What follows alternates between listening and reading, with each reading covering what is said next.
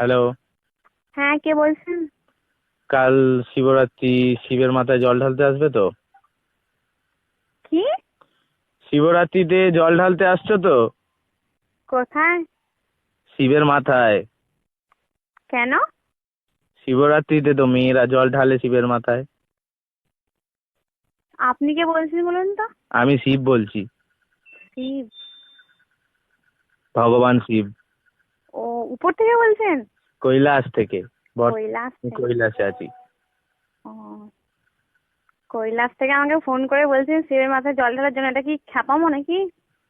বেলপাতা তিনটের বেশি আনবে না। তিনটে, কারণ তোর মাথায় চাপ আসবে আমার। আর ঠান্ডা জল ব্যবহার করবে না, দুধ পাইল করে জলটা গরম করে নেবে।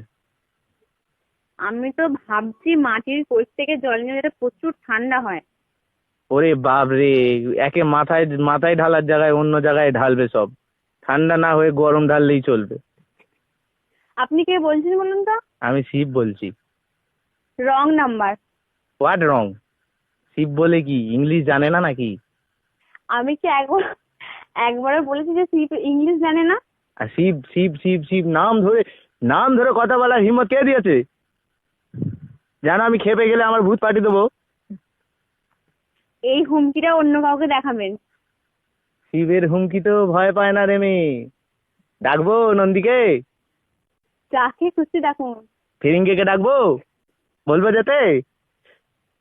আপনি কে বলছেন বলুন তো? শিব বলছি রে বাবা।